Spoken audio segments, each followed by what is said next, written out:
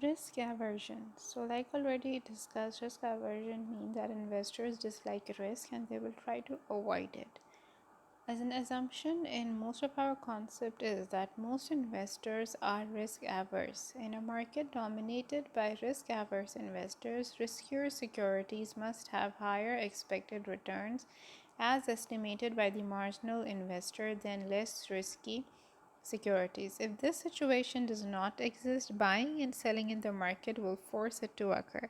So, this risk aversion is actually a very important assumption in the pricing of stocks. For example, let's go back to our first example that we were using to open a note. So, in this example, we had US Water, and on the other side, we had Martin Products.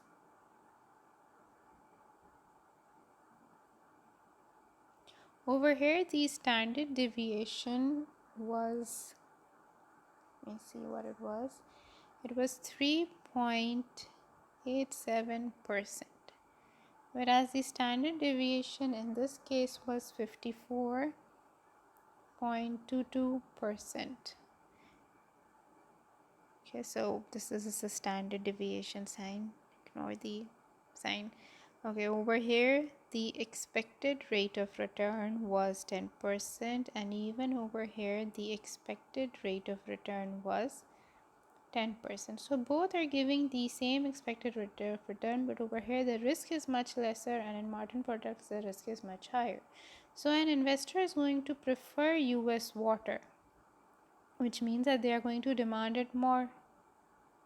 And on the other side, people will not want to invest in Martin Products because they have a better option of US Water. For the same amount of return, the risk over here is less. So the demand for Martin Products will go down. So once the demand goes up, now this is the rule of demand and supply. Once the demand for something starts to go up, the price will automatically start to go up. And because the demand over here is less, its price will come down. And once the price starts to go up, automatically the return is going to decrease. Okay, now why am I saying this? That as the price goes up, the return is going to, expectation of the return is going to decrease. Let's take an example of land. So if you have purchased the property for, let's say, 100 lakhs, sorry, 1 lakh. So you have purchased a property for 1 lakh, and in 1 year it goes to 2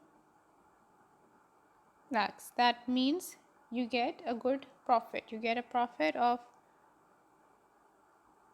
100,000 in that case. But if the price is already high, if you can't get it for 100,000, instead of that you're getting it for 150,000, and the price is still going to go to 200,000, then your profit has reduced. Similarly, if the price keeps on increasing, now you are even more late and the price has already reached 175,000 and it's going to go to 200,000. So your profit has reduced even further. So as price increases, means that the price that you will purchase that investment, if that increases, you will have to pay more, and if you will have to pay more, then the price appreciation margin will be lower. So if the price goes up, actually the return will come down. Yet think it from the point of view who is entering the market later on. Similarly, if the demand over here is decreasing, the price is going to decline. And if the price declines, so if something is for 100,000, now it's for 80,000, then it's for 70,000. So your investment, the price at which you're going to purchase it is actually going to decline. For a new investor will purchase it at 70,000 rupees. So in this case, the return will increase, right? A person who is purchasing it for 100,000, is getting a return of 10%. So let's say that means that they're getting a return of 10,000.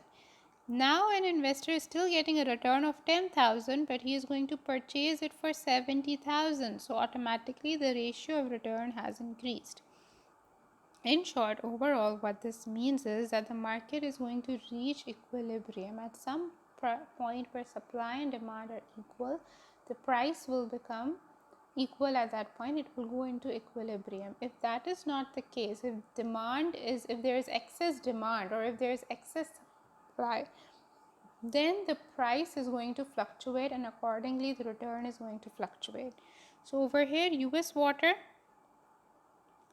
because it is offering a good return at a lower amount of risk, its demand will be more, due to which its price will be more. And if the price starts to go up, कोई और investor अगर बाद में इसको ख़रीदना चाहेगा तो automatically उसका रिटर्न कम हो जाएगा, बिकॉज वो चीज़ पहले से ही महंगी मिल रही है उसको.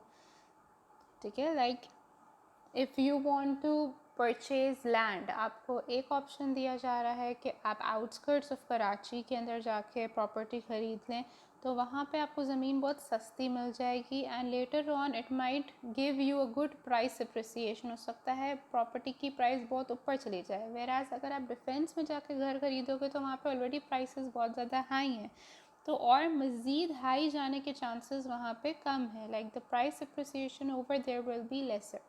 This is what this means over here. Whereas Martin Products के अंदर क्या है, Martin Products was high in risk and it was offering the same amount of return. So its return was not enough for the amount of risk. So automatically इसकी demand कम हो जाएगी. जब demand कम होगी, कोई इसको ख़रीदना ही नहीं चाह रहा, तो ऑटोमेटिकली इसकी प्राइस कम हो जाएगी. और जब प्राइस कम हो जाएगी, now if somebody purchases it, तो ऑटोमेटिकली उसका रिटर्न ज़्यादा हो जाएगा. अब उसको चीज़ 100,000 की नहीं, अब उसको 70,000 की मिल रही है, तो automatically his return will increase. So this is what this means over here. I'm not going to stop this. Wait. Yes, discard. So if the situation does not exist, buying and selling in the market will force it to occur. So because of that, it is important that the riskier securities must have higher expected returns and less risky securities will have a lower expected rate of returns. It's the same rule in finance basically, that if the risk for something is high, the return will automatically be high.